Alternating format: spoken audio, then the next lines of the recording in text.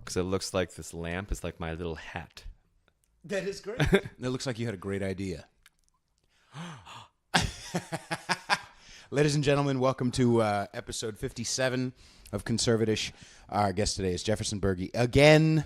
Yay! Hooray! Very happy that you are allowing me to record you again. My pants look strange. They have that weird little duck bill kind of cock thing. Bill cock thing. Yeah, it's okay. Robert Kelly calls it teacher cock. Teacher cock. When teachers sit, their pants bunch up in the middle. Yeah.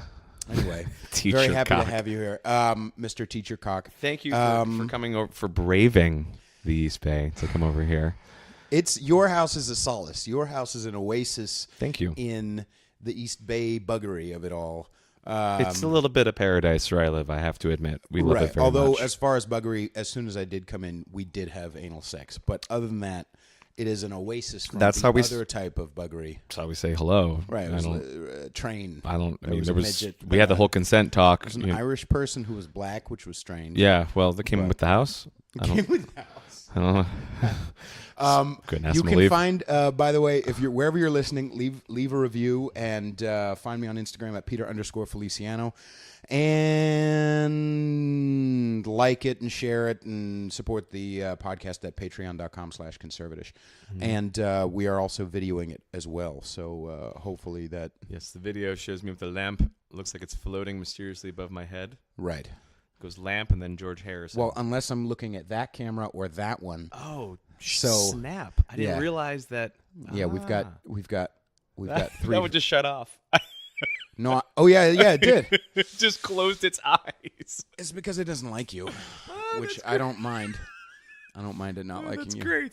I wonder if this stuff is going in. No, I have a weird. I have weird Foot juju fetish. when it comes to gear, so I wouldn't be surprised if your gear is acting up because I'm around. I'm the kind of guy like demagnetizes like hotel keys and shit. Yeah. So yeah, that makes sense. Yeah, I'm dead serious. I can tell you some stories about some weird stuff like that. Save it for not on the pod. Come on, boy. What would be? Or are you concerned with who might listen? No, not that Kind much. of a yes. That's Okay, kind of I'll a give yes. you a real simple one. Yes, please. Ordering gear for doing the corporate gigs and the wedding gigs and all that, I get paid extra money for bringing the full PA system. So, Right. So when I started doing that five years ago, I didn't know anything about gear, and so some of my colleagues in the band were helpful in showing me how to work the PA and how to upgrade to better stuff. And we ordered this Line 6 mixer that my buddy Brian had been using for a year or so. Super easy, super user-friendly, intuitive, great system. We ordered one. I got mine, plugged it in the first day to use it. Didn't work. Okay.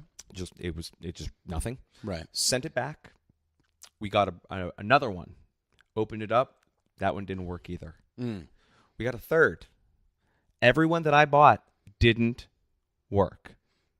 Was it operator error? Were you dealing with like a lack of batteries? I gave it to I even brought it to the guy who to Brian, who my friend who's used them before, and it's like, this doesn't make any sense. Okay. Doesn't make any sense. They've been different times on gigs where fuses blow and whatnot, and if I plug it in, it doesn't work, but if somebody else plugs it in, it does work. I have a bad feeling, like, setting up all these cameras and shit. Now I feel like there's bad juju around this house. But I know that there's sage somewhere in the house because I know we're in the hills of Oakland. There is some fucking sage. I'm giving him all the credit in the world right now that he is already. He's been here for not even 25 minutes. He's predicted perfectly that there are, yes, mason jars. I'm telling you. There is sage here, but that's not Sivan's fault. That is my fault because Are you serious? it's not Sivan. It's not Sivan. So you're the sager in the house. No. It was a gift. It has not been lit yet. It's with all the weed. It was a gift. It was a gift from my friend Gabriella. She's I'm sure she's a lovely person. She's a magical woman of love and light. Is she cute? She's gorgeous. All right, She's incredibly talented. conservatishpodcast@gmail.com. Oh, Yeah, Gabriella. you can bring your sage, Gabriella baby girl. Gabriella would be a fun interview for you, I think. She'd be great. No, she's like a Disney She's not princess. allowed You to would- sage the podcast studio. Everyone I calls want Gabriella. I want only bad ghosts. So there is technically sage here, but it has not been lit. It is just with all the other. How big is your compost pile? We just have the box that's next to the sink. Exactly. Yeah. What do you mean San Francisco doesn't have compost piles? It does, but just not with the Hey, with the morality. I said when I moved to California that all that I was when I moved that all I was missing was a compost bin and a sign protesting something. And, Right. and Where were I- you from though originally? Chicago. Again? I knew that. I knew Yeah. that. So in Chicago, are there legions of hippies of some kind, or is it still underground hippies? Yeah. Okay. As far as like hippies. Well, I mean, I'm Kind of. I'm a jam band guy, so like I was around a lot of that. Do you listen to stuff. Humphreys McGee? They're the only ones I actually kind of like. Okay, what's really funny about this, ladies and gentlemen, is you can't see it's roughly out of focus. But I want you to turn around slowly. Oh, God, really? What's happening? Of course. Dude, I fucking... So, now let me preface. But you can't have that and Phish on the wall. Well, you can't put them on the same... Exactly. So here's what it comes down to. Okay. That's a Chuck Sperry poster. What does that mean? Do you know Chuck Sperry, the poster artist? No idea. Okay, well, look at this poster as well. That's behind me. Whoa, jeez. Timber. Okay, So what are you saying? Chuck Sperry. Oh, okay, that guy. Yeah, he did some Black Crows. He's done a bunch of, like, Fillmore stuff, hasn't he? Pretty sure he's an Oakland guy. Oh, okay. Which is in the East Bay. Just want to Beautiful girls. So these are beautiful posters, right? Yeah. One of my closest friends who now, first and foremost, I am an insufferable Phish head.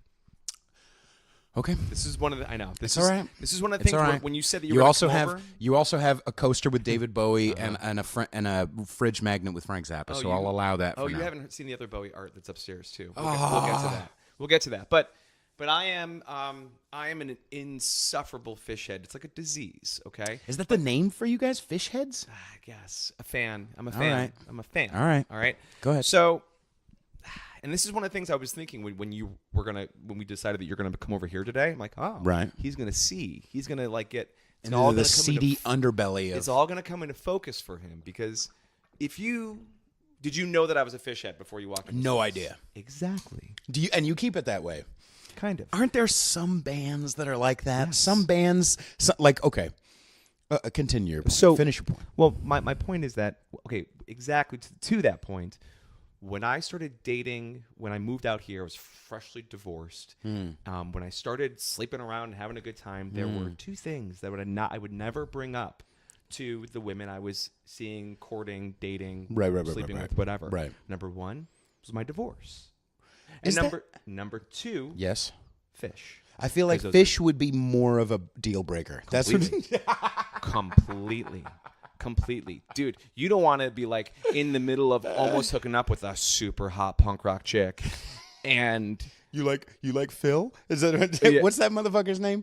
What's Trey Anastasio? yeah, so this was a rule that I kept, right? So I told you before we started recording that when Sivan and I started dating on our first date, she brought up Tom Waits, Frank Zappa, Right. Primus, Right. Ween, which is her Right. favorite band, and I'm like, oh my god, she's perfect. So obscure. Oh my God, God, bless her she's heart. perfect. Holy shit. And it wasn't until like our third or fourth date where I made a joke about something, and she went ha ha ha, and then her face dropped, and she goes, "Oh no," she goes, "You're a Phish fan, aren't you?" And I went, "Yep." And she's like, "Okay." And then like I saw her take a beat. And I Yes. was like, "Oh fuck, shit." You see what you do? Boy, man. God damn it. Oh, I pissed off some girls. God, I pissed off some girls About last Phish? night. No. About, I posted, so I do this thing, Controversial Opinion Wednesday. Okay. And That's like every day for you talking about controversial Wednesday. I do, okay. All right. Like but wipe I your keep ass it. Thursday. Come on. You don't know what I do on my. I don't know what your practices or rituals are now. But yes, okay. So I do this thing, Controversial Opinion Wednesday, and I posted. What was the actual wording? The actual wording was something to the effect of, you could make the argument that females can be good as men at rapping. But do you, whoever's reading the post, do you personally actually prefer listening to female rappers over male rappers? Oof. Can you name? I know there are some that are great. There are some that are awesome. But I'm talking about talent, wording, entertainment, I'm talking about creativity. I'm talking about give a fuck. Full package. Full package. I can name a bunch of male rappers and not a bunch of female rappers. And not because they're not conscious enough or because a lot of conscious rappers make me want to throw up. I'd rather listen to Mobb Deep, who says literally the same fucking thing over. I am in a gang. I fuck. I am in a gang. I shoot things. Like, at least there's give a fuck in there more than there is in not just like Cardi B in the mainstream shit. Yeah. But I'm talking about underground even. I'm talking about and it's not lack of access. It's not, oh, men don't want to listen to female rappers. I'm talking about be real. Females who listen to this podcast, females who follow me on Instagram, be real. Do you fucking prefer listening to male rappers or female rappers? Can I ask a question? Sure. What does it matter? Here's why it matters. Here's why I'm taking the shot. Is that I feel like there's a guiltiness of... I mean, that's what controversial opinion is. It's like, here's this thing that I feel like other people feel, but are too afraid because of it. It's the weird little pressure, the social pressure that we have to put on each other. That females can be just as good rappers. And maybe you don't have access to it, but like I have access to it more because of a part of the hip hop community where I do feel like I do get this. There's this weird pressure at shows, especially where. Like, oh, we're going to showcase the females, and the females come up, and it's just like, oh, okay. Like, all right.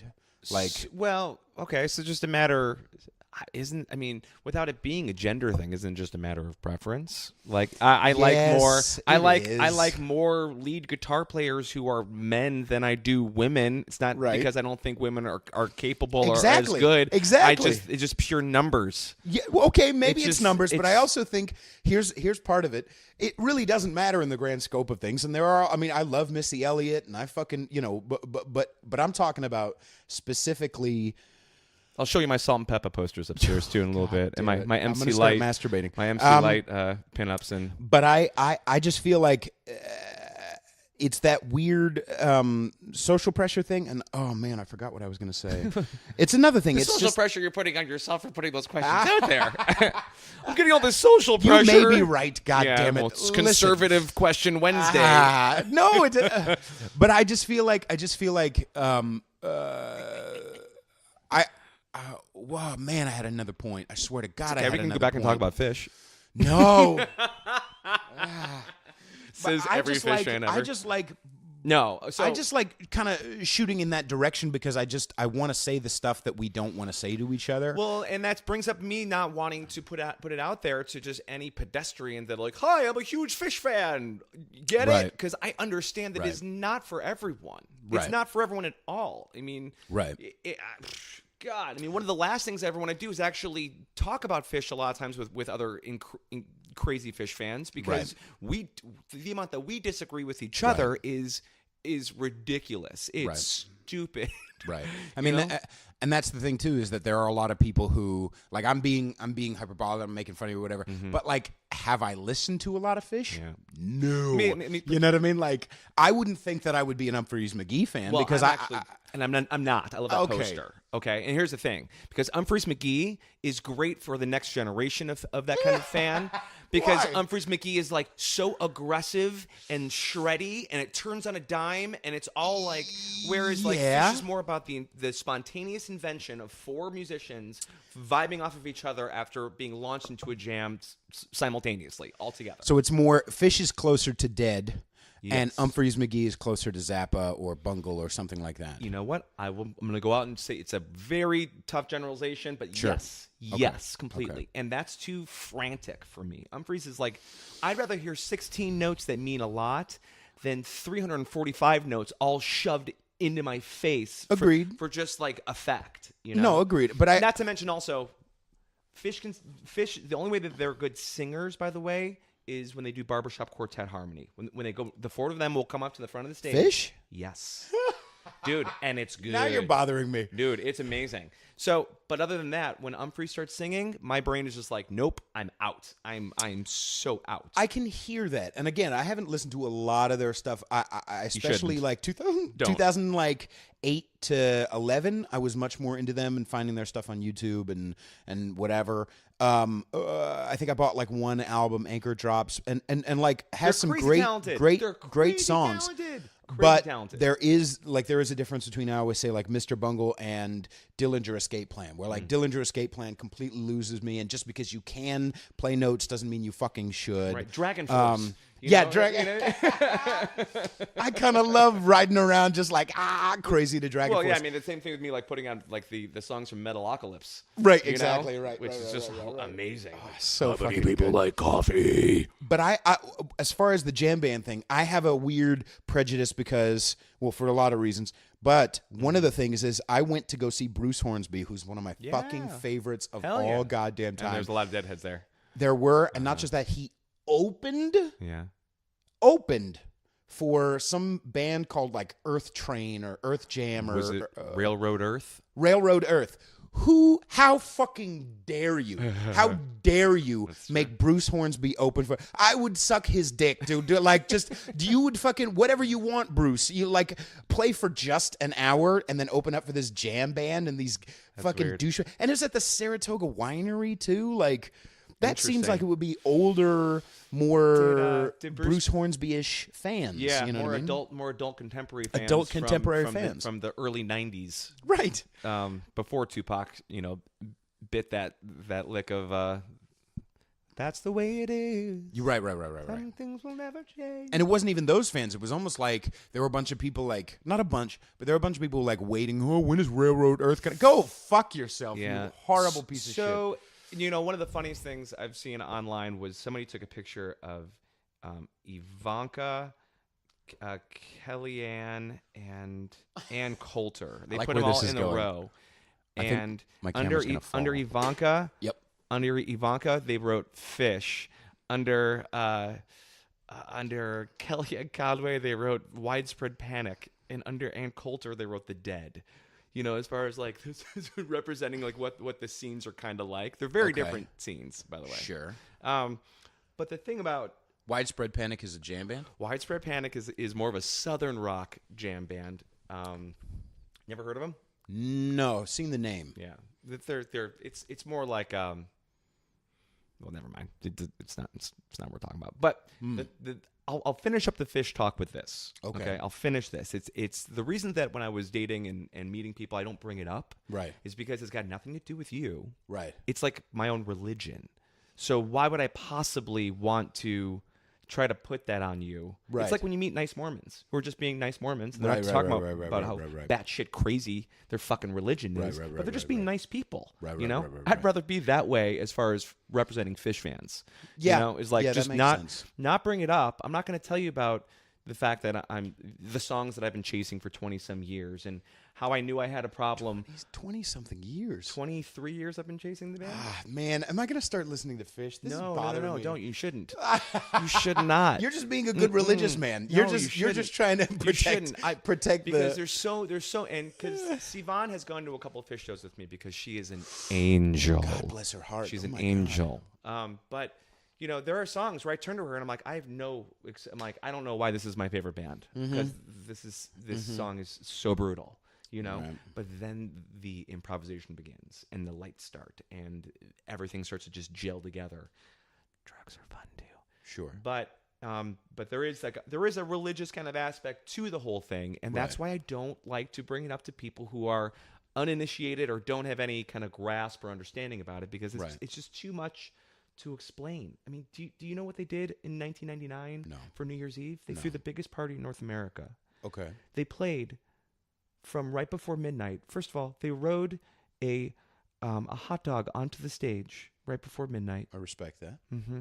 And they played from before midnight until the sun came up the next morning.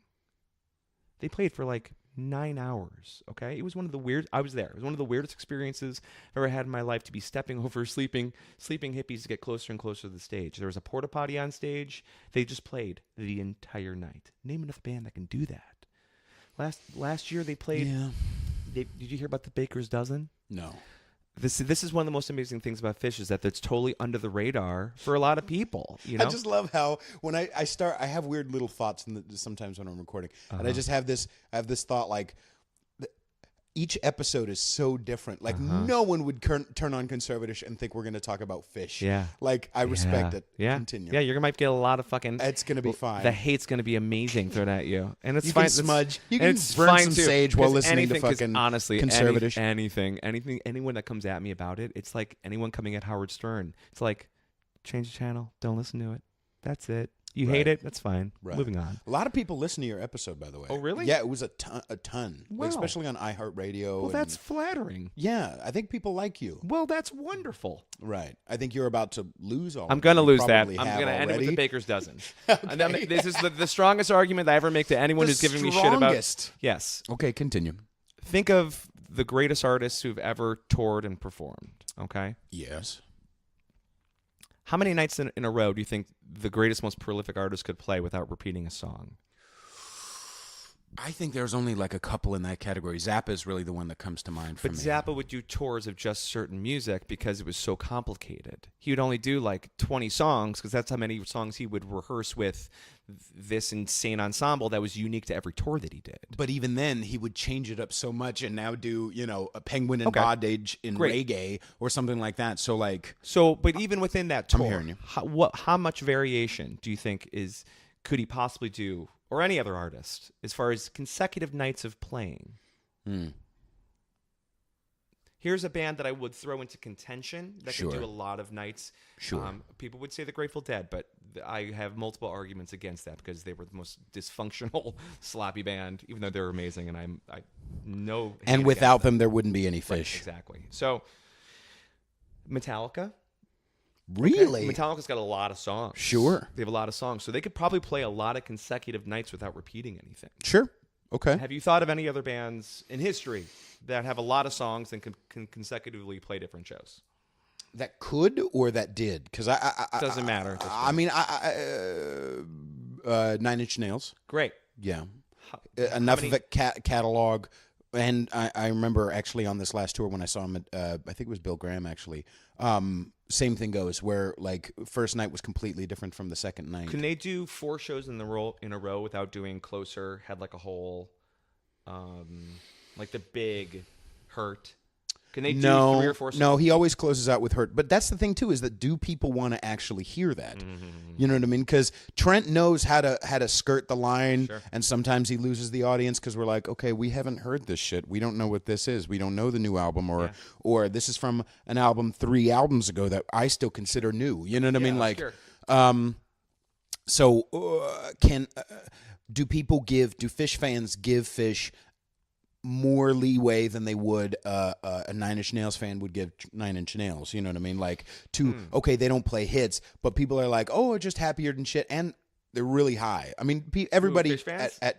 everybody at shows gets high and drunk Sure. and all that Sure, shit. everyone's got their thing. There's sober Phish fans too. I Yeah. know some. But Right. the reason I'm bringing this up is that 30, I believe, 33 years into their career, 33 or 34, I can't remember the exact number. I'm pretty sure it's 33 years into their career, they played the Baker's Dozen at Madison Square Garden. Okay, what's the that? Baker's Dozen was 13 shows over 3 weeks. They never repeated a single song. All from their stuff. Well, a couple There covers. was thrown in. covers. There was Right, new right, things right. thrown in there. Every night was themed after a donut. They gave the first fans that came in flavor, like the flavor of the night was let's say it was double chocolate. Well, that night they learned how to play "You Sexy Thing" by Hot Chocolate and opened up the show with an a cappella version of "Chocolate Rain." One of the dumbest things I've ever seen in my entire life. It was one of the God dumbest. damn it. But I saw Am I gonna five. listen to fucking I Phish? saw 5 of those shows, Peter, and it was Yeah. one of the most important things that I've ever gotten a chance to do. It was. I love real music fans. Oh. Important, isn't it great? It was I love so. that. It was, and that's like, and that is like really my Control Alt Delete when I go to these shows. Right. Which is why last year, and I think we talked about this a little bit. I had a really shitty year last year. I had panic attacks and anxiety stuff, and just a lot of shit go wrong for me. And I put all of my happy eggs in a basket called Curveball, which was a festival Phish was throwing in upstate New York. Okay. Packed all my stuff up, was ready to go, and the festival was canceled the day before due to contaminated water from the flooding that was happening earlier in the week in Watkins Glen. Shit. I was fucking destroyed Right. about this not happening. I Right. was crushed. Right. The only great thing that happened from it was going to see David Byrne at the Fox Theater that Friday night, which was amazing. The other thing was, Sivan knows how I like to eat my feelings when I'm sad. And when she came home from work, she found me up in a puddle next to my packed suitcase ready to go to this festival. And she came home with a bucket of KFC. Right. A cake from Safeway, like a shitty cake from Safeway, which is my favorite. Yes, that absolutely. That she had cursive written on there with frosting, your feelings. Aww. A bottle of tequila, and she sat down and started rolling a joint. She's like, we're doing this. We're getting you out of this funk right now. Right. Didn't matter. I wept like a baby all weekend. I was so sad. I had friends who found out when they got there. I had friends who were already set up with their whole spread. It was devastating. Right. Think about, and this is how I've been describing it to people, especially to burners. I go, you go to Burning Man, right? They go, yeah, I've gone for 10, 13 years in a row. I said, what if the day before Burning Man was canceled? Right. They're like, what do you mean? So that weekend, I wrote a song about it. I wrote a song. I'm like, I'm gonna function. This is gonna be therapeutic. I'm gonna write a little thing about it. Shared it with a couple of fellow fans. They're like, this is good. You need to put this on something online. I'm like, all right. So I put it on a Phish fan page, and it was watched 35,000 times within that week. And it made me think, like, you know what? Like, I used to hide it more and suppress, like, not identify with a lot of it, but there were a lot of people that were really bummed, and it really that put a lot of money and effort, including the band, out there for what was going to happen. And if it was one little morsel that I could do to make myself feel better about the thing or make somebody else feel better, I'm like, wow, this is something, And it was one of the things I'm proudest of that I created last year, and I didn't create that much stuff, Also, it seems like from an outsider's perspective, and obviously we don't know each other very well, but you have enough of a eclectic taste and enough of a personality to not have to wear it as a mantle. Yeah, and there are some Phish fans and some Deadhead that's their whole personality, and it bothers me. Yeah, the customers, man, the custy fans who just wearing all this the bought stuff and they're just hiding from, I think, real world. Well, but here's the other thing though too. A bunch of Railroad Earth fans. Yeah, but you know what? At the same time, so I have a joke. I say, what do you get when you cross a hippie with a nerd? You get a herpy, but it's also known as a string cheese incident fan. Right, exactly. But here's the thing. I wish everyone had a band. I wish everyone had something the way Deadheads had the Dead and way Phish heads and so on and so forth. There's so many other. I mean, there's a author named Nathan Rabin who used to write for the AV Club for The Onion. Okay. And he wrote a book. I can actually lend it to you if you want to read it. Called I think it's called "You Hate Me, but you don't know me."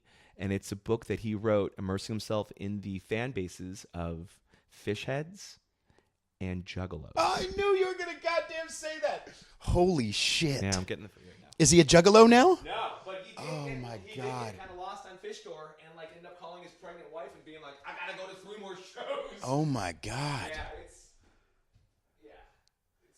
You don't know me, but you don't like me. I'm putting this in your paw right now. Oh my god! Free promo for him. I do like the AV Club. I would love some more coffee. Let's take a little break and smoke some cigarettes.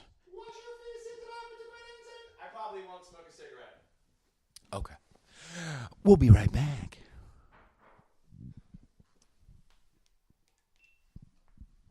Honestly, man. Oh, Jim Norton? Jim Norton. Oh. Very sweet boy. I love Jim Norton. Oh, he's a sweet boy. He's a fun perv. Yes. Yeah, he's a functioning perv. That's debatable. Everybody defines functioning differently. Okay, so I'm gonna look up this. This is an interesting book. Yeah, I like weird shit, and I like AV Club. I love the Onion too. They're good boys. They were one of my favorite tables to serve in Chicago at my Dicka's restaurant. Yeah, so I would be serving shitty lunch shifts because I was the grunt and the lowest on the totem pole when I started there. Right. But occasionally I'd have really, really great regular tables that would come in. And when I would have this 4-top that would come in, and it was obviously a business lunch. You can kind of tell by the vibe. Yeah. Couldn't really read what they did. They were nice, they were cool. I left them alone. Everything. They came back all the time, so I guess I did my job, But one day, one of the guys who didn't usually pay gave me his card. I go back to the side station. I look at the American Express, and it says The Onion on it. I'm like, Right. Did you take your titties out right away? Or did I whipped at least one tit out immediately. Right. And with one ball underneath my apron. Yeah. And I went back to the table. I'm like, you guys, I'm like such a big fan. Like I totally geeked out on them. I started reciting my favorite Onion headlines to them. What's your favorite that you can think of? Okay, well, there's a couple. Right. There's a picture of an African-American guy with a big crown, and it says, King Latifah returns for his queen. That's nice. There's one. Sure. Second one, a picture of a bearded white guy, like dunking on a bunch of brothers, and it says, Jesus Christ returns to the NBA. I like Area Man loses cowardly battle with cancer. I just love that. Our studies show babies are stupid. Right. Did you like that one that they apologized for? The only one that they apologized for? What was that? So some black actress, some little kid who everybody loves. It was at the Oscars or something like that. And everybody was fawning over this girl. And to be funny, they said, the headline is, everybody knows this chick is a real cunt. Right? Now they were obviously saying everybody loves this little girl, but because that's what they do. They said everybody knows it, and everyone's like, "How dare you? She's a child." And they were so they actually apologized. Explaining comedy. Yeah. It was the only time I've ever been like, come on, boys. Was it Precious? Was it the Precious? I don't think it was Gabourey Sidibe. No, okay. It was Gabourey, whatever her name is. Gabourey? I don't know. But no, it was some other actress, some other little kid. And I get it, but I don't get it. I feel like I don't know. What do you feel about apologizing? Have you ever been someone like actively upset with the things that you've played? So surprisingly enough, I haven't had that much pushback. Right. Did we talk on the last podcast we maybe did about Dear bit. Mario? About the song about Luigi being right. transgendered? Someone saying they cut it out of the show. That was really the only kind of like pushback that I've really actively felt, except for the occasional people at Scopo who get up disgusted because I'm singing about fisting and they're trying to have oysters. I think that's a great fit, to tell you the truth. Oh, you got it, dude. So cunt loogies. So your people on your podcast don't know that you're going to be covering for me one of those nights at Scopo Divino coming up in May. I think. May. I'd have to look at my calendar to see which one that you're doing. But this would be a good opportunity to let people know that you're going to be doing that. Yes, I am. Because, you need to come in before that and just check out what I do there, just to kind of get a vibe. So every Monday night, 7 o'clock, 7 to 9, Scopo Divino on the corner of Divisadero. I feel in like we California. should improvise some things. Well, that's what I'm fucking saying, man. Okay, you need to come in there. See how much I work for you people. Do you see it? Do you understand? Well, Conservatish. I mean, I'm raising the bar for humanity on a daily basis. Bailing me out by covering my shit when I'm in Chile for a couple weeks. Chile, that's awesome. Yeah, we're going for 3 weeks. Are you going to play about fisting while you're over there, or are you going to be? I strongly doubt that. I don't think I'm going to even bring a guitar. I think Chileans love fisting, probably. Do they? Yeah. That sounds like maybe it's like that sounds like the title of a future song of mine. Chileans love fisting. I feel like the T-shirt maybe because of all the corn in their diet, maybe like I just feel like it would be like exfoliating to the fist to pull it out because it's like you know what I mean, like the ribulets of anal of like liquid and corn covering the flesh of the. You know what I mean? Maybe that's how they got dark. Is because Oh my god. So Peter will not be covering for me at Scopo Divino anytime soon. Take care, folks. Say that I'm half Puerto Rican. I can make fun of dark people. But yeah, you need to come in and see what the Scopo Divino thing is like, because it's a lot of fun, and we always say that Scopo Divino is a classy place. Yes. 6 nights out of the week. Right. Mm-hmm. Yeah, they don't have any other thing that's like you, huh? No. It's the rest of the nights it's jazz, and they have a Motown night on Tuesdays. They do Latin jazz on Thursdays, and they have jazz during happy hour on Sundays. And then here comes me on Monday nights, and I'm like poops and dicks and butts and all that. Pee-pees. Yeah, sure. Pee-pee and poop-pooping.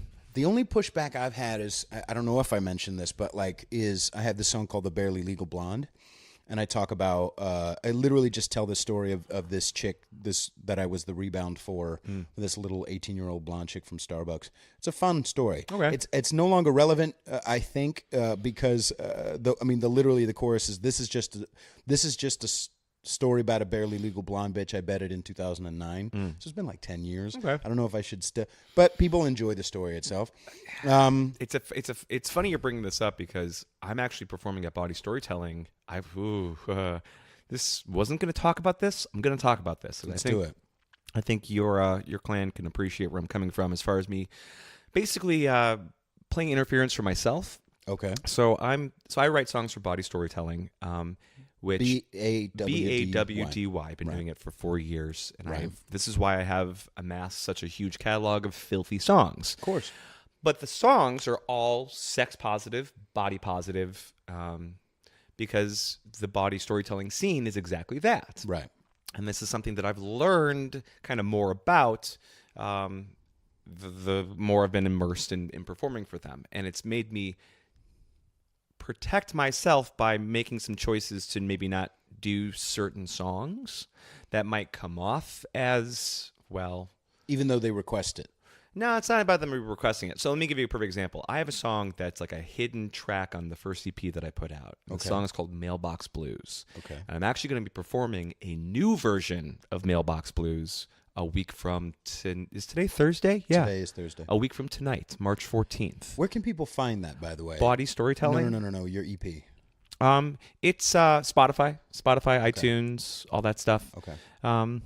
It's called Shower Time. There's a picture of me on the front getting nailed with a hose at point blank distance. All right. It's a cool picture. That is nice. But it's before I was kind of figuring out what kind of music I wanted to do. So some of the songs are sentimental and very singer-songwritery, kind of honest. And the other couple of them are ridiculous and foul. Like Rhythm of the Road, one of my songs is on there.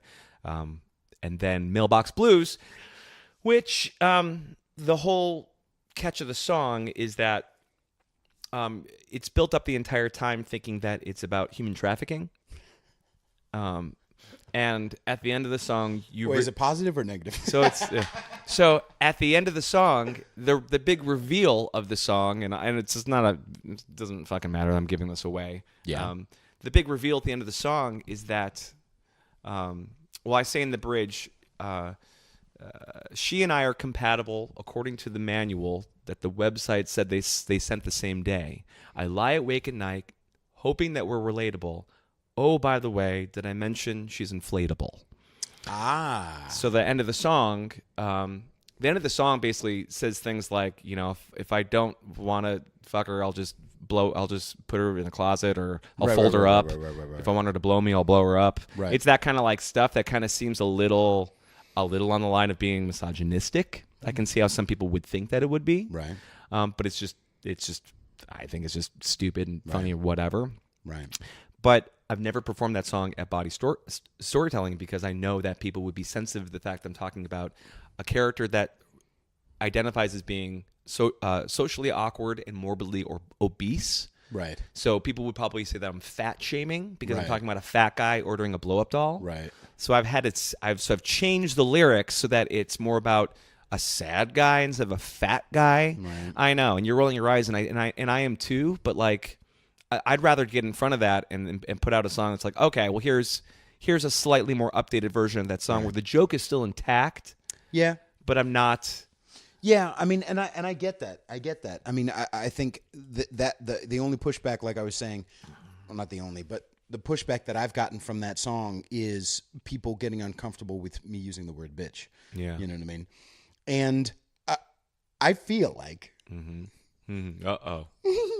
it just makes me so happy to because when I know I'm gonna say some things, but I feel like maybe that's part of the reason why I'm taking shots at women the way I am recently. It's not just because I'm a prick, but also because they're the only ones who would put you in a position to have to change what you're creating. Yeah, maybe. Yeah, I think. Well, yeah, that's interesting. I never thought of it in the realm of like, would I get more pushback from men or women? But I mean, the pushback I got about a trans song was from a guy, right? But I think you might be right in Yeah, I mean, I don't know. So I just but the one when I get I'm not going to try the old version and find out. Right. When I get them alone and talk about them, and there are a lot of females who understand when I go on rants about context and nuance. Yeah. There are a lot of females who understand what I'm saying. Sure. There are a lot of females who are frustrated with their clan or even dudes. But it is, from my perception, mostly females or the more feminine side of males who get offended at things or who want to be outraged or whatever. Yeah.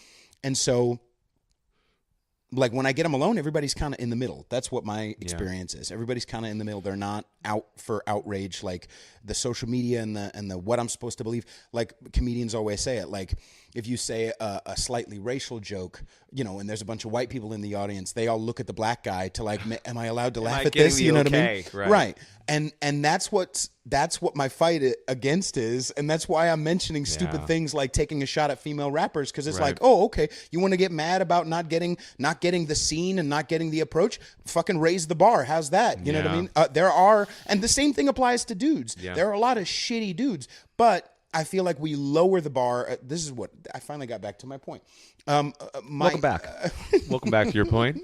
I just took a Phish jam there for a little while, but is that I feel like the bar is lowered for certain reasons. The bar is lowered and I know this is not your realm. This is my realm. But I'm saying I feel like the bar is lowered sometimes for guys who are writing the right type of songs, or guys in a winter hat who are very pretty. Like everybody's like, oh, wow, like he's so sensitive. He's writing dog shit. He doesn't care about what he's doing. Boring music. Boring fucking music. Yeah. And there's a bar. It's like we talked about Sivan leaving the Bon Iver concert. Did we talk about that? No, maybe we did. I think Sivan went to see Bon Iver because a couple of her friends, pressured her. Right. Like, you have to come. It's gonna be amazing. Right. She stood there for like 3 songs, and she turned to her friend. She goes, "I don't like this. I'm leaving," and walked out. Right.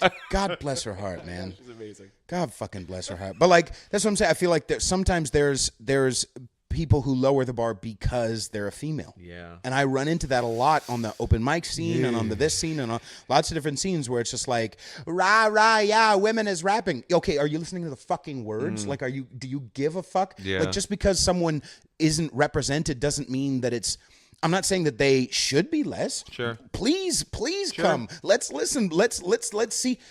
But I just feel like the bar is not being fucking raised, and there's no one pressuring them to do so. Well, I mean, there's not a lot of people out there challenging the mediums, period, as far as with music, Touche. I mean, when you think about what hip hop is right now, right? Which is the most successful brand of music, style of music right now, right? With very little songs that are going to stand the test of time, right? Yeah, no, I mean, I agree with that. The more that we can be challenged by the art that's being put out there. I mean, do you read Bob Lefsetz at all? I'm going to set you up with his newsletter. He's an industry guy that writes about the state of the industry, and it's pretty spot on, and it's pretty controversial too. He's actually, he should be like Bob Lefsetz would be an amazing bucket list person to have on your podcast. He's incredible, but he talks a lot about how no one's like pushing the envelope as far as art right now. Right. Everyone's looking to get paid. Right. But no one's really trying to put a message out there like what protest music was. Right. Back in the 60s. Right. They like the artists back then defined all of the culture. The music that was being written by all those British invasion and hippie bands of the 60s and 70s, they were saying something. Right. We don't have that much to say right now, and we're all jumping down each other's throats. But if we do actually say something, right? So it's probably the most challenging time to create. It's probably the most exciting time to create art because we have so many more tools and mediums and things at our disposal and things that we can use and collaborate with. But at the same time, what it is we're talking about in the context of music, outside of "I love you, you're the best, I want you," that kind of stuff is still very, very limited. And I feel like it's actually switched around where now the non-brave thing. Like, it used to be brave. It's to do a socially conscious whatever thing. Like, we got to be in this together, which just comes off so bland to me. It's intellectually boring. Even with the best intentions, even with the best intentions, like talking about gender and race issues and whatnot. even with the best intentions, it comes off pretentious. Right. And it comes off as honestly more like a way to like, look at me, aren't I, Look at how on my side I am. Oy Look at how on your side I am. right, And I feel like,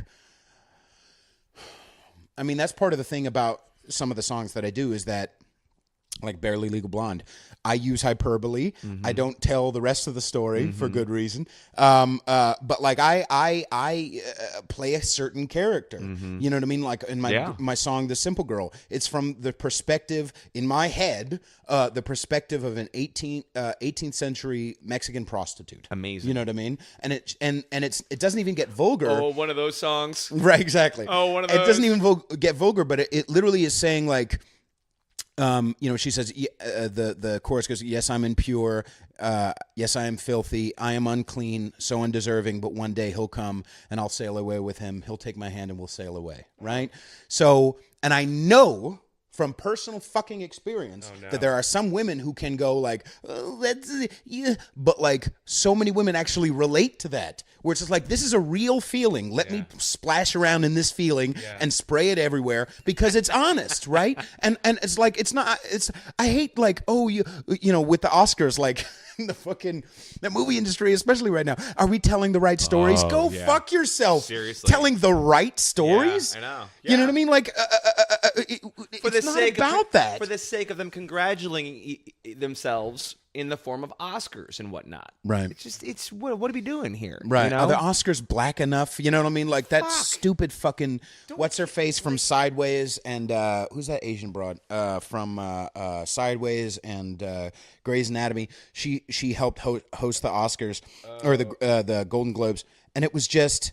It was like, you know, I know that this is a turning point right now. I know it'll be different next year. As if, the white man is going to clamp down? You know, like, okay, we'll let the Asians have it this year, but next year we're going to really, like, is that how we're measuring things? Yeah. Should we really follow that logic all the way down? Because, as an example, black people are 14% of the population. Yeah. Should we make sure that only 14% of our commercials are black? Yeah. Should we make sure only 14%? Should we make sure only 50% of nursing is female? Because there's all fucking way more females in nursing. Yeah. Where should we end this logic? Yeah. You know what I mean? It's not about fucking power all the time. Sometimes it's about what's interesting to you. Yeah. And that's why I brought up the female rapper thing. Yeah. Because a lot of these females, they go rah, rah, but then when they're alone in their car, to listen to Tupac. Exactly.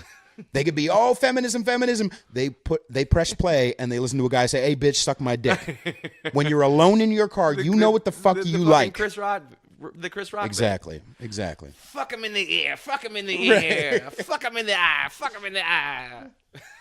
So I just I want. I'm looking forward to more pushback. I'll be honest with you. Yeah. I'm looking forward to more in the future. And that just goes to show like why my Patreon feed is going to be adult only. Because absolutely. I got ideas for things I want to say and things I want to do. And that's the thing with this podcast too, is that it's scary. What do you feel like as far as your do you feel like you do a good job of riding the rails between accessible and doing what you want to do? Yeah, I mean, when I'm writing music, the first person I'm writing it for is me. Right. The second person I'm writing it for, honestly, is Sivan, because I think we talked about this before. That Sivan is like has been, at least for the past 6 years, the best sounding board off of What Do You Think of This? You know, like first pass. And she has a great record as far as the songs of mine that I've written that she's like standing up and clapping for at the end the first time that I've played it through and going, "Yep, that's you do that," Wow. And the ones that she's gone, "You can't, no, the song's not funny. It's not good. There's nothing catchy about it, and it's harsh truth to hear, but So as far as writing the rails of like what's acceptable and whatnot, I tend to go a little bit farther out and then reel myself back in. Right. As far as that's the other great thing about Bawdy storytelling is for the most part she's giving me carte blanche, just kind of like just do it. She trusts me now. Right. But she still gets nervous about the booker. You mean? Yeah, Dixie, Dixie De La Torre, who puts the shows on, who's just the creator and the host. But it's like we were talking about before, like I have my own governors now in my head based on where we are as a culture and a society where I go, this would be funny to say, but there's no fucking way I can say that, right. Or you got to make sure that you put it a little more vague or put a little more like, because that's the thing about your songs is that some of them are really like, oh shit, you know what I mean? Like about fisting or whatever. Yeah. But you're also the chord structure. It has to be a good song. Yeah. They're very pretty songs. Yeah. You know what I mean? Yeah. Like honestly, I'm like, if you took those lyrics out and put in something about a girl, like it would be fitting. You know what I mean? That's the goal. That's it. Perfectly the goal. Like honestly, like I want someone to be watching my songs who doesn't speak English. And going, that's a pretty song. Yeah. And then seeing the translation and watching their faces drop. Right. That's a great idea for a video. That's a great idea for a video. If I write a song, it's fucking disgustingly filthy, but it has the most beautiful production to it, and then play it like for like a test group, like a marketing test group who doesn't speak English. Right. Ask them to like one person who speaks Chinese or Mandarin, and one person who speaks, I don't know, Spanish or something, and then ask them what they think of the song, and then translate it for them and watch their faces. Yeah, that would be an interesting video. I like being around you because it feels like I like being around people who can. I said this last time too, I think maybe, but like we can sharpen each other. You know what I mean? Like being around people who's like, that's a good fucking idea, or okay, this guy actually gives a fuck too. Right. You know, because it is rare to find people who like. I was just thinking the same thing, man. It really is there's not a lot of us singer-songwriters, guys who actually can hold a tune and sing nice and be pleasant sounding, who aren't saying just the normal "she loves you," yeah. Right. Although, no, not knocking the Beatles at all. They're incredibly important too. But I'd say, but are they as important as we make them out to be? The Beatles? Yeah. Only because of what they did in history, as far as the trajectory of what they did. Yes. Okay. Because the Beatles were I discovered the Beatles, marijuana, and vagina in the same like month in high school. Like was her name Ringo? That would be interesting. Her name was not Ringo. Do you think Ringo he probably had a hairy ass? Like if you spread Ringo's ass cheeks apart, he'd probably be. Who is the hairiest? Maybe Beatle? That's what Octopus's Garden was about.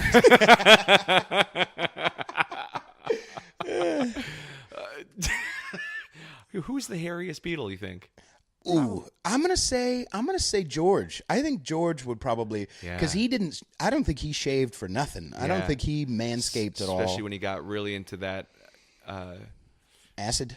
Well, yeah, that poses a good question. I'm a huge Beatles nut, and sure. and you know, up until well, my worlds collided when in 1994 Phish covered the entire White Album in its entirety for their first musical costume. So Halloween. You were already a Phish fan at that point? I wasn't. I wasn't until 2 years later. But my girlfriend at the time, her older brother was a huge head, and so he introduced her to the music. This is so classic, and I'm sorry, this may be a female generalization that I might be making right now. Ooh, she you're on the right podcast. Made me. And I'm forever grateful for her in that relationship. And when I lost my virginity to her, she was a beautiful woman. But fuck that bitch. She introduced me to the music of Phish. Right. She's like, "You're a huge Beatles fan." She's like, "Did you know that this band covered the Beatles' White Album at their Halloween show a couple years ago?" And I'm like, "What? That's impossible. Right. How could anyone do that?" Right.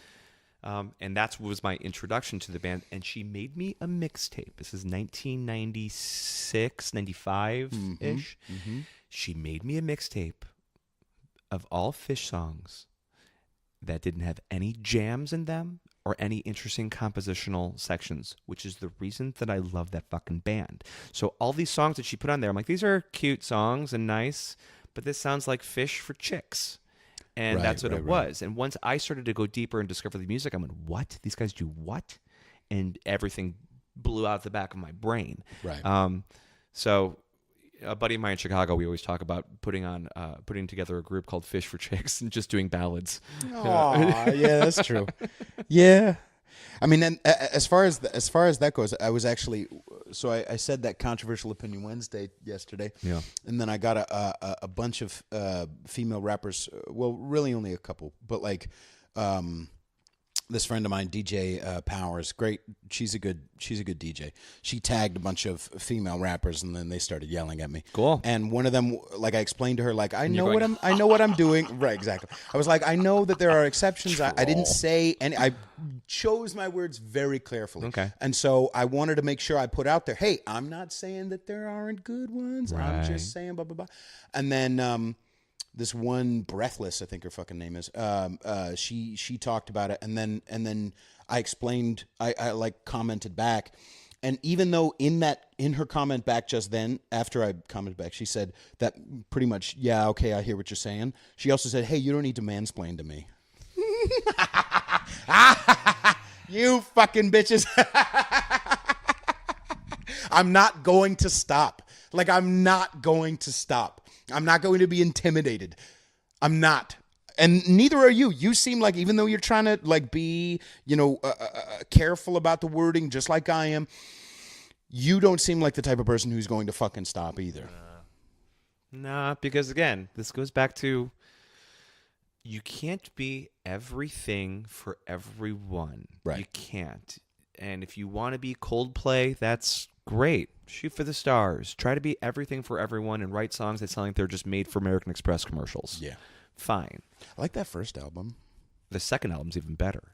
Rush of Blood to the Head. Oh, yeah. Dude, that album's a some fucking good masterpiece. songs, But then after that, like, I just was like, who is this for?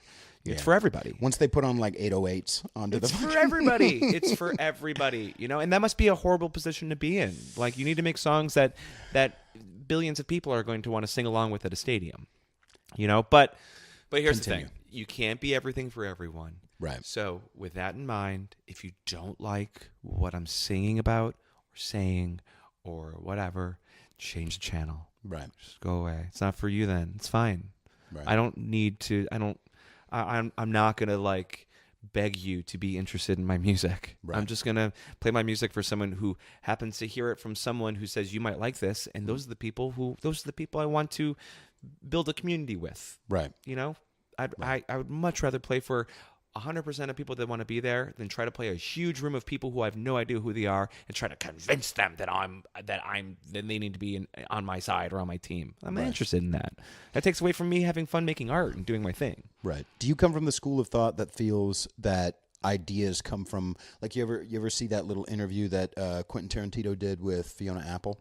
Iconoclasts. It's an interesting one. They did it on, I think it was IFC. Those two personalities together, that must have been interesting. Dude, there was some sexual tension too. I guess so. Wes Anderson, I think she dated Wes Anderson or someone like that. Quentin Tarantino, he's so weird. He said, he likes feet too. That nigga likes feet. Yeah, that's weird. That's I mean, no interesting. offense That's to right. anyone who There's likes like Uma feet. Thurman connection with like how much he loves her feet. Or something like that. Yeah. I'm bad. But they were talking about it in that episode where they were both like, when you're an artist, you have kind of your antenna up waiting for the idea, and then sometimes the idea doesn't, again, you try to force it, Right. and then sometimes it's just like all of a sudden it's like the idea gets in the car, and drives, like, So do you come from that school of thought? Because it's a frustrating school of thought. I mean, I've had times where I was on a bus on my way to go record a hook for somebody. Sure. And was like, I don't know what the fuck I'm going to write, but I'm listening to the beat over and over, and I'm writing. All of a sudden, it just comes out, and it's just like, wow. You know? And then I've also had times where I literally woke up in the morning and pressed record on my phone as I'm lying against the mattress, and just blah blah blah blah blah, and came out with a great fucking idea for a song. Yeah. So what do you feel like about it? Well, the antenna's always up for me. The antenna's definitely always up.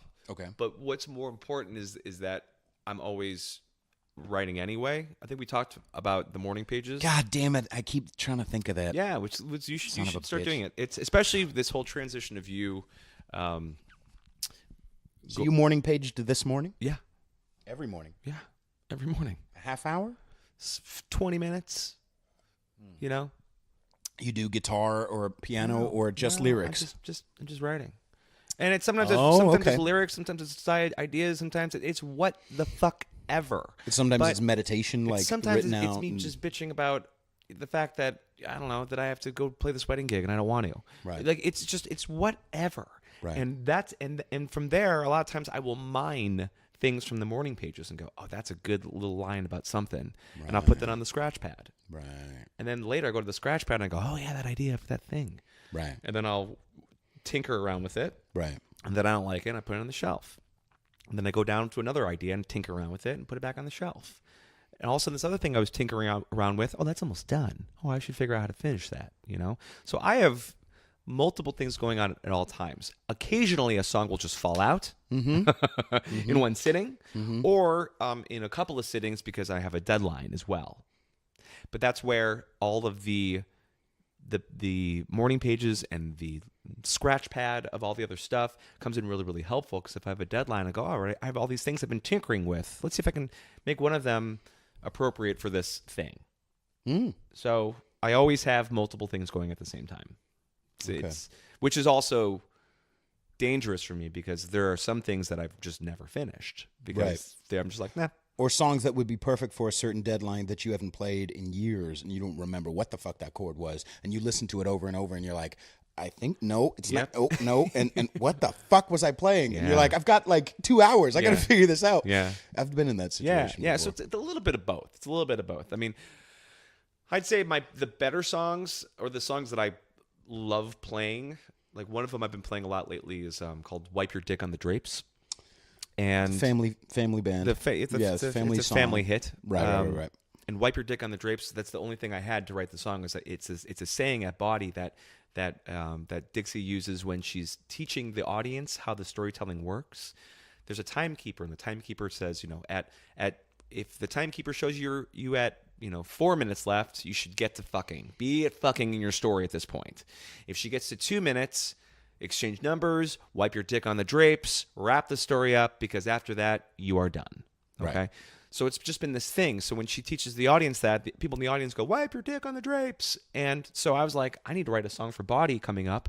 Why don't I write a song about wiping your dick on the drapes? Nice. So I wrote a song about, the whole preface of the song is, if therapists need a therapist, then a sex worker needs a sex worker. Oh, so I wrote a song about Bobby Balmerino. I remember you saying this. Yeah. And Long Dong Sally, who has a purple strap-on that she calls Prince. Right. And he's an Elvis impersonator. And so the whole song was about them servicing people, servicing each other, and wiping their dicks on the drapes. Mm-hmm. I found out after I performed that song that Dixie got on stage and she goes, so that saying, wipe your dick on the drapes, comes from this legendary party that happened at the Fairmont Hotel because of a Groupon that was thrown by a bunch of porn clowns. Porn clowns. It sounds like I need to change my career. So, okay, maybe I'm not representing them right, but they are clowns. They do identify as clowns. Maybe I'm not representing. They are clowns. Right. They all have clown personas and names. And so Dixie told me this, and I said, "Can you get all those clowns together so I can find out about this party, so I can write Wipe Your Dick on the Drapes Part 2?" Right. She goes, "Yeah." So she assembled all of them. I met all of them at a secret clown bar in Oakland called the Stinky Pinky. Wow. And it was like 10 of them, and we sat around, and one of the guys is this incredible mixologist, so he made us drinks, and I just sat there with my iPad, and they all told me stories about that night. So I'm now in the process of writing that song for next month's Body Storytelling in Seattle. Were you taking notes? The entire time. Yeah. The entire time. I was like, what? And then, okay, two people were blowing that person? Okay, and the porn stars, and the strippers. So when did the strap come out? Okay, so how much cocaine was there? Okay, got it. All right, and there was a Maserati in one fall? Okay, great. Right. Okay, but a big part of the story is about, there's this penthouse in the Fairmont, which is ridiculous because it's ancient, where all presidents and politicians would always stay. There's a secret passageway in the library. If you pull out a wall that has a staircase that goes, I can't remember if they said down or up, to a different room. That's where JFK used to keep Marilyn and would sneak out or sneak her in back in the day. Clowns had sex in there. So that's part of this whole story. So I'm now, the task I have at hand is writing this song, is Wipe Your Dick on the Drapes. With great power comes great responsibility. You understand that? On the drapes, your dick was wiped. Okay, wow, God bless you. Holy shit, that's gonna be fucking intense. Yeah, I don't know if I've never been in that situation where like, I don't know. There's a lot there. There's a lot to unpack there. But But I have a format, I have a song, I have everything that. So you already have the chords together. I'm going to use the same song. I'm going to use the same okay. song. I'm just going to All reformat it all so it tells this different story. Okay. You know, All right. part 2. Right. You know? Which do you have? No, I was going to ask what your favorite chord was, but I don't know the answer to mine. Do you know what Michael Jackson's favorite chords are? I want to say a pedophile joke.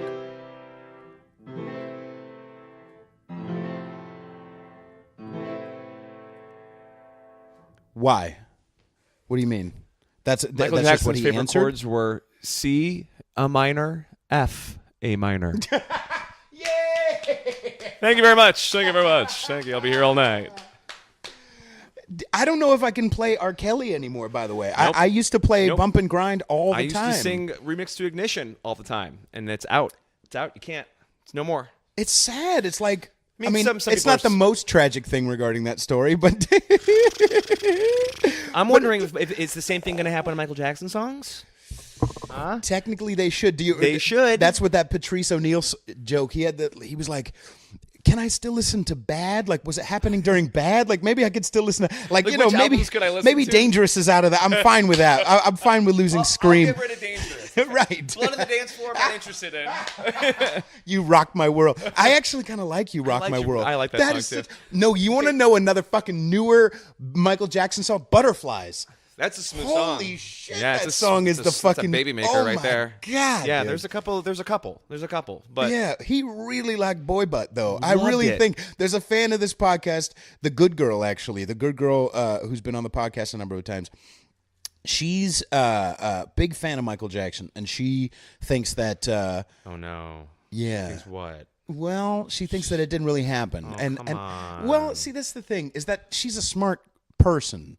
I would never say this to her face. She's going to listen to this later. Just ignore that I'm telling you you're smart. But now that the documentaries are out and stuff, like, yeah, the documentary people did not necessarily interview the other side of people like the Macaulay Culkins and the people who said that he didn't do anything. Well, of course he's not gonna do anything to Macaulay Culkin. He's gonna think? do him. He's gonna do him to kids who have no like. He's gonna do it to. It's like you to know. the kids who don't have anything, who have everything to gain and nothing. Yes. Yeah. Yes. Yeah, I can hear that. I can hear that. Yeah, I don't. Corey Feldman coming out and being like, he didn't molest me, man, so it didn't happen. Right. That doesn't hold any water for me at all. Right. You know, because Michael Jackson took advantage of people. Right. Because he could, and his whole, Here, let's, because this is usually going to restart. Let me just pause this real quick, and then I'm going to restart it. And good. What time are we at anyway? It's 1:50. Okay. Because the other. I feel like okay. Even if the molestation wasn't going down, it's still creepy. It's still creepy. Yeah. It's still creepy to hang your kid over a fucking balcony. It's still creepy to Have parties with kids have in your parties bedroom. right. And like and push the parents out of the way. yeah. Like have your handlers get the parents out of the way. That's fucking creepy, man. What are you doing? So I used to play, and this is oh God, this is amazing too. I used to play a game at Scopo Divino called the Michael Jackson game.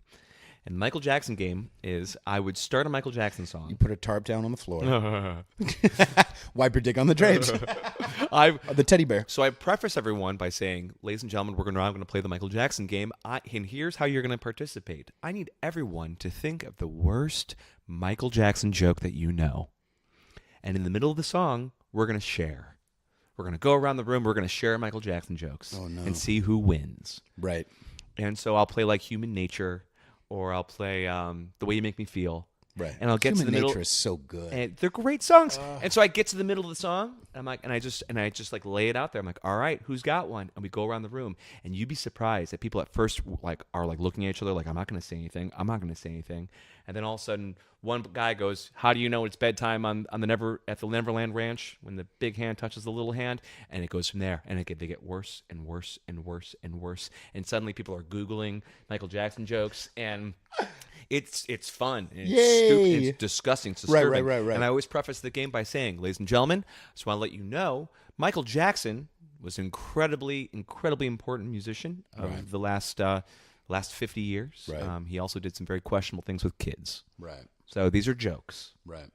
You know, but now with this documentary out there, I don't know if I can play the Michael Jackson game anymore because now it just seems a little too vicious considering the footage or the testimonies. I mean, we don't know how, like, we don't know if the kids were asking for it, you know, or what they were wearing, you know. But like, also, here's another fucking question: how much of that was Quincy? How much of Thriller and Off the Wall was Quincy? Well, let's be fucking real too. You know what I mean? Like, there's been some rumors out there that Michael wasn't all that shit. Wasn't all that. Yeah, and there's cracked things up about him stealing a lot of music and stealing a lot of shit. Right. But I don't know. I mean, this is a weak comparison, but like Linda Perry wrote all of that Pink album that she did that put her on the map. You know, and Pink. What do you mean? The singer. Yeah. Linda Perry was. Linda Perry from the Four Non Blondes is the woman. Whoa, am I blowing your mind right now? Are you fucking serious? Yeah, that huge Pink album that came out like, I don't know, 20 years ago or 15, 17 years ago in the early 2000s with I'm coming on, so you better get that party started. That makes it even worse for me. I know.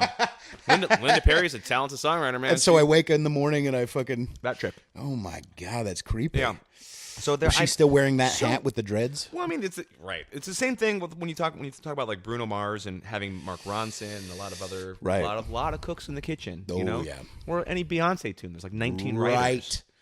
I can't fucking it's tell you. It's not a song at that point. I can't fucking tell you how many times like I literally I did my research. I was really concerned about Bjork specifically because every song. Like almost every track that she's done, there's been one other writer at least, right, or a producer, right. Yeah. So it's like, but I did my digging, and I believe in my belly. Like I did all the Wikipedia digging. I'm like, okay, you know what? Bjork is worth her shit. Yeah. She's got her shit. You know what I mean? She's got the mantle of legend, and she's earned that shit. But Beyonce, fucking any one of those other people, like, no, don't get me wrong.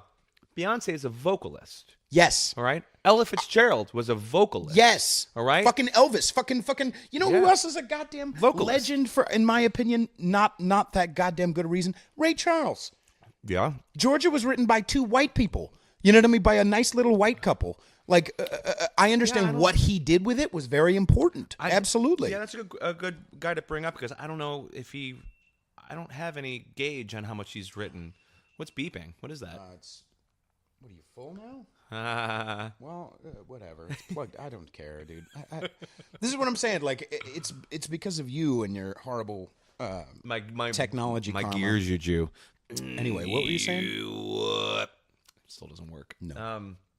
Yeah, vocalists. So I don't have any ill will against vocalists, but they should be known as vocalists. Yes. I mean, Beyonce is cool because she is creating some cool art. Like that whole Lemonade thing was pretty interesting. Absolutely. And her voice is fucking great, man. She is amazing. Absolutely. She is one of the best. You know? Right. But she's not like Sia. You know what I mean? Like Sia's incredible. Sia is out there and like writing. You know what I mean? Yeah. Sia was writing for others. Yeah, I got all the respect for that woman. God, she's incredible. Like fucking Lady Gaga was a writer before, you know. I have stuff. So much respect for Lady Gaga. Really? I have like the utmost respect for Lady Gaga's she's a fucking musician. She is like the full package. Right. Like I saw Lady Gaga. I've seen her twice. The first time I saw her was at Lollapalooza in Chicago in like 2000, God, forever ago. When did she hit it big? It was probably 2008. She was on a side stage, a tiny little side stage at Lollapalooza in Chicago in like 2003 or 2004. Maybe. Right. 3 or 4 years later, she's headlining Lollapalooza, all right? during her show, which was one of the coolest like theatrical presentations I've seen, as far as in a big, huge place for a lot of people. In the middle of the show, all the dancers and all the band leave the stage, and she sits down at the piano, and it's just her, just emoting and singing, and it is the realest shit. You will not see Katy Perry doing that. Taylor Swift can't hold a fucking candle to what Lady Gaga can do. Like, I have all the respect in the world for Lady Gaga. I think she's like way more impressive than Madonna as far as importance. I mean, unfortunately, Lady Gaga doesn't have as many hits as Madonna had in her career, so it's a hard thing to compare anyway. But oh man, Lady Gaga's incredible. Right. All the props. And I respect like someone was saying, Beyonce as an example chooses good people around her, or chooses good writers, or chooses good whatever. But still, like there's a difference between that's like a guitarist and a composer. Like there's another lots of musicians. Or there's a difference between a composer and a musician. I think we talked about this. I've had people even on my album who came and couldn't really improvise, who couldn't really just didn't give a fuck. They're just like, and they're very technically good. Sure. But like, I don't have respect for people who aren't composers. Like, it's not your song; it's someone else's fucking song. I could respect the musicians. I respect, even if you're not a composer, I can respect that if you're coming from a place of really good. Yeah, I don't mean I don't respect, but I don't nowhere near like the composing. Yep. You know what I mean? Yep. And there are also on the other end, there are a lot of composers who don't have the balls or the stage presence or the give a fuck to perform those songs. Sure. And so that's a whole nother version of risk. It's a whole nother version of respect that I have for those people. But for the people that I love the most are the people who are composers and are out there and actually. You know what I mean? And like, maybe it's not a zero-sum game. But I feel like, why would I spend my money or my respect, which is a limited amount? Sure. You know what I mean? My time, because it really comes up to time. Yeah. Why would I spend my time and my money listening to somebody who doesn't have as much skin in the game? Yeah. You know what I mean? Well, who hasn't worked as hard. When you were saying that, I was trying to think of musicians and artists that I go see who are not responsible for the music that they're performing, like as far as writing it. Right. And I can't think all the bands or artists that I go see are performing 99% of their music. Right. With, covers thrown in there for fun to round out a show, because I think everyone should play other people's music. Yeah. Nothing makes me want to slap a singer-songwriter more than someone who goes, I've never played anyone else's music. I've only written my own songs. Fucking boring. You are lying. Right. What's it like being a liar? What do you feel like about, because once you were talking about like life-changing shows, I went to see Bjork. Sure. In Richmond, I want to say like 2013, maybe beginning of 2014. In Richmond, California?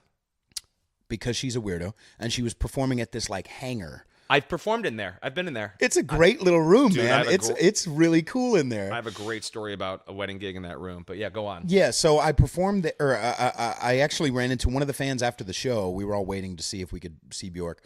We didn't. But one of the people in the room after the show was like, "Oh, hey, you played at the what's that big hunky Jesus thing at the Easter Dolores at Park? Dolores Park? Yeah, I played for the hunky Jesus contest. Yeah, I was one of the guys walking around like a ludist, like a little Cupid. But I saw her, and at that show comes fucking Mike Patton. Right, because he collaborated with her on that vocal album. Medulla, I think it was. Yeah. And so he comes out, and they do a track together. And they were literally from here to that chandelier, like two of my heroes, like two of the people who made me do music. And I'm like, this is the best thing in the fucking world. Yes. It was unfucking real. I love it. Where is the line with you? Stupid Mike. But also, what was weird about that show, I want to get your opinion about it, was that she had monitors around the stage that had her lyrics on. It felt a little weird to me, but at the same time, I get it. And bless, she's mid-50s right now, so maybe there's a difference there. But I have very split takes on monitors and that kind of stuff. I mean, I at Scopo I use a iPad for covers that I'm playing. Right. And for some of my own songs, occasionally, because I'm wordy as fuck and I need reference sometimes. Right. But for artists that are incredibly prolific, I mean, I don't know if any studies have been done about it, but I feel like there's only so many lyrics and like arrangements of songs that you can fit into a human brain. Yeah. I mean, but it's also asks, are you rehearsing for the tour too? And she's got kids, and sure. So she was going through. I think it was like right after her divorce, maybe. So anything that it's path of least resistance as far as things that will make a show go on. Like some people might need that little crutch. You know, my first rock and roll concert I ever went to, or technically probably my second, but the first real one was REM. And REM was playing this big outdoor shed pavilion, stage outside of Chicago. The New World Theater in Tinley Park, and a band called Radiohead opened up for them. Ooh, you fucking bastard! Yeah. I really want to see them. Yeah. Continue. Michael Stipe had a music stand on stage and had all his lyrics up there. I didn't think anything of it. I thought, if anything, I'm like, all right, if that's what he needs to it didn't take away from his performance. If anything, it was like, I mean, think about comics using the stool. Comics using the stool to throw a couple things there, like just in case. Yeah, but once it's been put on an album, you've spent enough time. Yeah. Even comics have spent enough time with that material to make it. I guess it's more for the people who are doing a lot of material that I understand if they're using monitors. But like Bob Dylan, I totally understand that Bob Dylan's using a monitor. He also is barely alive. He's been barely alive since like 72. He's like the most popular mummy in. He's a national treasure. That's another motherfucking thing that is a unpopular opinion that I have. I feel like Bob Dylan, he has some good songs. Don't get me wrong. He's overrated. Yes, he's a great poet. Sure, but the same fucking chords over and over. Like seriously. Oh, let's go one step further. How about a great poem that's interrupted by and the fucking harmonica solo comes through, and you're like, I want to kill myself. I want to kill myself. Yeah. It's just horrible. Yeah. It was the most beautiful couplet you've ever written, I've ever heard in my life, and suddenly I'm being honked at by harmonica. Like the times are a-changing? Is Dude, you thinking of that?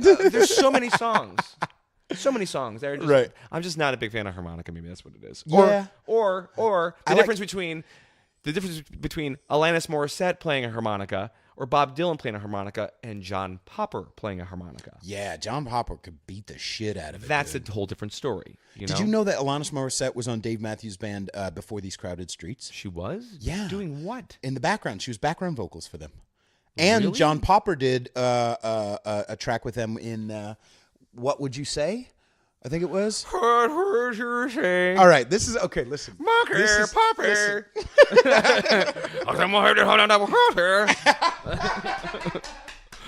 Do you know? All right, that's one of those things you can't fucking shit on me. All right, you like Phish. All right, let's be real. I love Phish. Dave Matthews Band.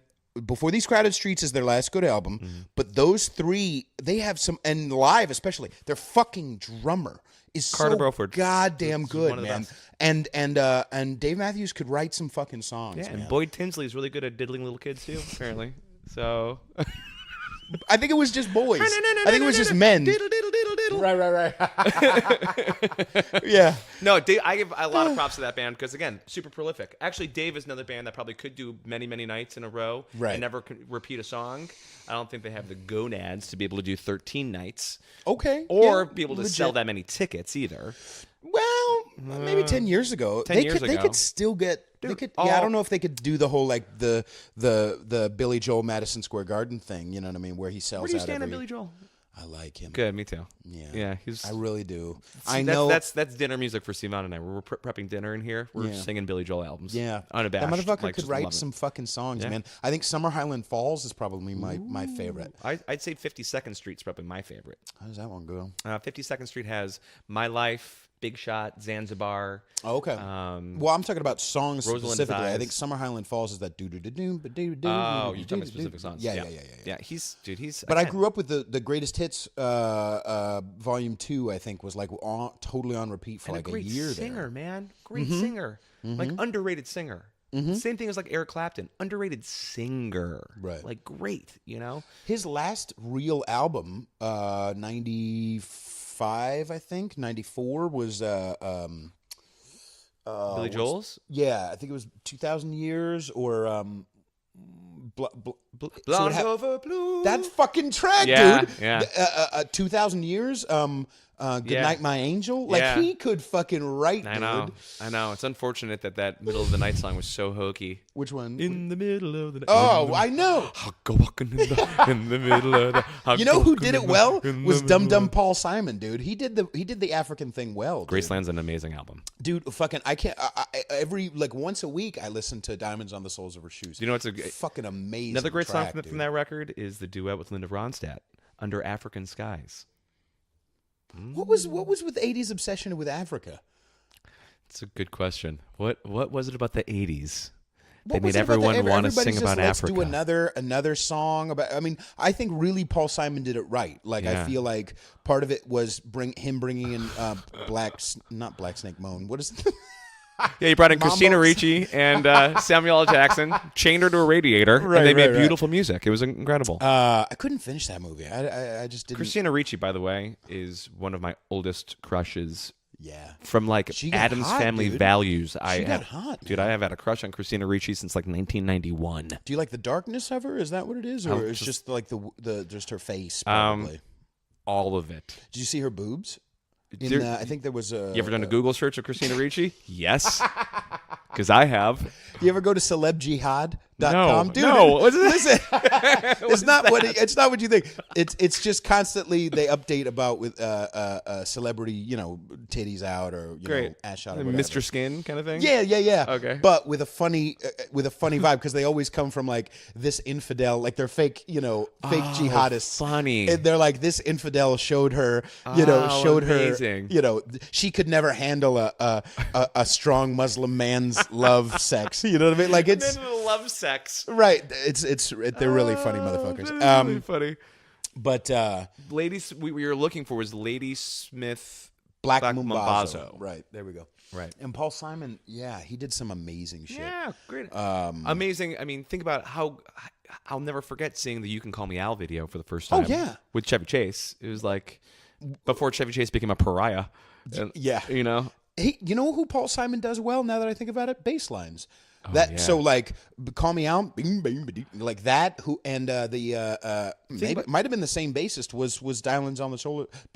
I'm curious as to who played bass on. It's a lot of fretless stuff that's going on there. Incredible I'm shit. wondering. I don't know who played bass on I that. feel like it's a black guy. First things first. Okay. You know what I mean? Like, what's your opinion on this? We got to wrap up in a little bit, but yeah. What's your opinion? I like black drummers, like a black churchy gospel drummer. Yeah. That's my shit, Yeah. dude. Yeah, Carter Buford or whatever, but like that, like gospel, just hard hitting, just happier than There is shit. something to be said about, and I've come to know this from gigging with Bay Area musicians over the last 7 years. There is something about growing up in the church that makes your musical chops untouchable. Like just these Black guys church, these guys are honestly. assassins. They're assassins. They're Right. just the most. Yeah, I mean, you can't teach that kind of feel and that kind of pocket, and there's, I didn't, yeah, I'm with you. I love black drummers. My name's Jefferson Bergey, and I'm here to say that I love African American drummers. We don't like the way you tip, but others. Count it off. Yeah. So we've got stuff working. You and I. And obviously we'll plug it more as we get closer to those things. Yeah. But yeah, I'm grateful that you came on the show again and love it, man. I've had a good time. I feel like I've met you like years too late. That's what I'm feeling. But now I'm gonna have a person in the East Coast that Right. Right. So it's all beautiful things that are going to be happening. Yeah, you're going to be coming to Scopo Divino pretty soon and checking out that scene. You're going to And when I get famous enough, I'll Great. I'll pluck you and we'll go. Yeah, put me. We'll go on a tour. Let me open up shows for you. Open for Railroad Earth, fucking whatever dog shit. Bruce goddamn Hornsby. Yeah, that is fucked up. His chords are better than You ever heard Robert Glasper? Yes. Him and Robert Glasper, and okay, Billy, but like those two, especially the chords that they use, I would fucking kill myself over those chords. I hear you, man. Son of a bitch. Hey, here's what I will plug right now Okay. is that coming up in April, 4/22 is my 100th Scopo Divino show. Wow. And that is actually the last show I'm playing before I go on vacation. I'm having Rome Bauer cover for me one week, and then you are covering for me on May 6th, which is a Monday, and then my buddy Tosh Cryer is going to be covering the following week. But yeah, the 100th Scopo show, Monday, April 22nd. And if you're interested in body storytelling, that's a week from tonight, which is by the time you hear this in a few days, I suppose. Yeah, Monday. March 14th, Thursday, March 14th at the Verdi Club. You can find information about that at bodystorytelling.com. BAWDY storytelling.com. And where can people find your stuff? So it's Jefferson, Bergey. Bergey. And they can find you on Spotify, iTunes, SoundCloud, all that stuff. .com. You can find me. I'm starting a Patreon page the next couple of weeks, so you can find me there too. Awesome. You can also find me in the bushes outside your mom's house. Nice. And yeah, And your semen and blood on the drapes. yeah, all the DNA all over the walls and ceiling. Right. Yeah. And baby powder. I'm sorry. That was a joke about him having sex with a child's ass, for those who weren't sure. I don't know what's happening. So you can find me on Instagram at Peter_Feliciano, Feliciano.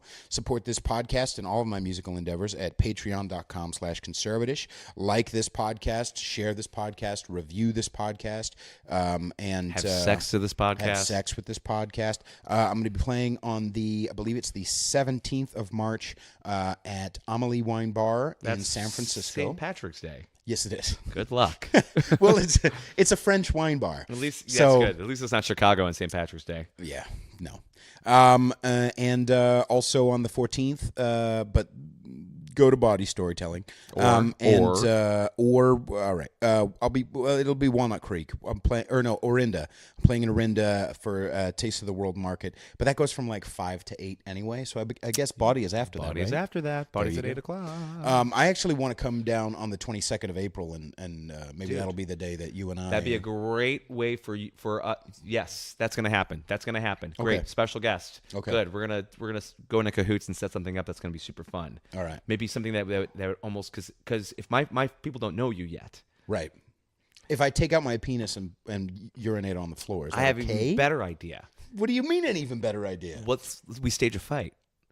Yeah. You come in and you start fucking heckling me, and I'm like, you know what, motherfucker? Let's see if you can do this job. And I give you my guitar, and you fucking slay. Huh?